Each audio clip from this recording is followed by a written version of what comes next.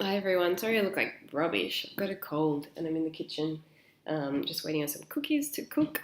Today it's 6 months of low dose testosterone and 1 year-ish, more than 1 year, after having top surgery. So I thought I'd just do a quick update.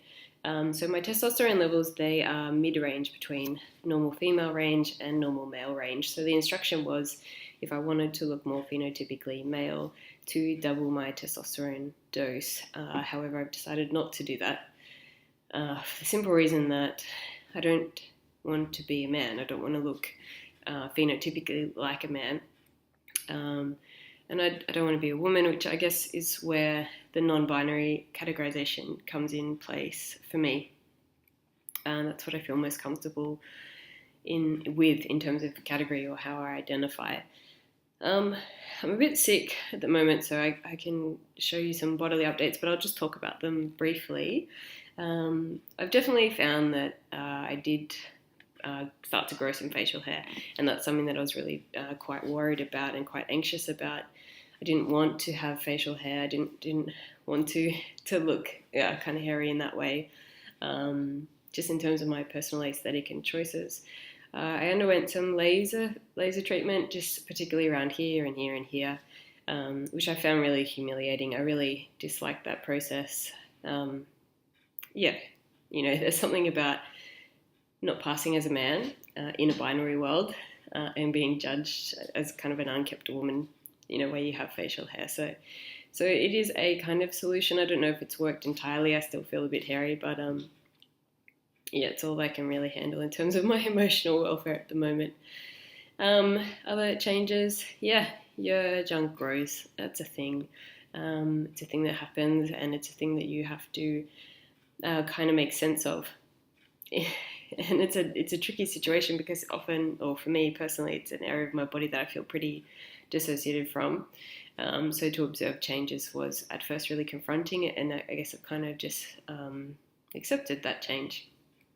2 seconds, I just have to check on these cookies.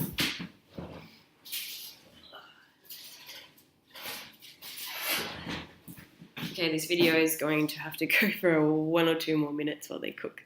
I don't think my voice has changed that much. Body changes, I find being on low dose testosterone is really great in terms of my sense of embodiment. It enables me to maintain kind of a really up and down type physique, even without exercise. So I've been sick on and off for the last month, and my gym routine has been pretty disrupted. Though I find that I don't put on weight in typically feminine ways, in terms of fat distribution, that I would have otherwise if I stopped exercising.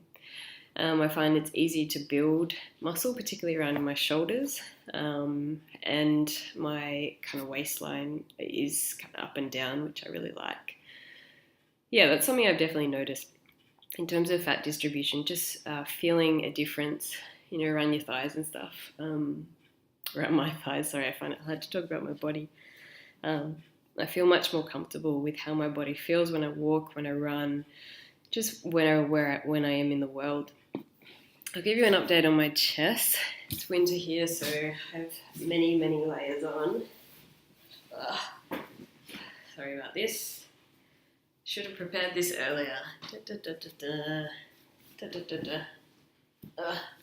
this is a year post-surgery. And this is how my chest is looking. Sorry, it's not the best light.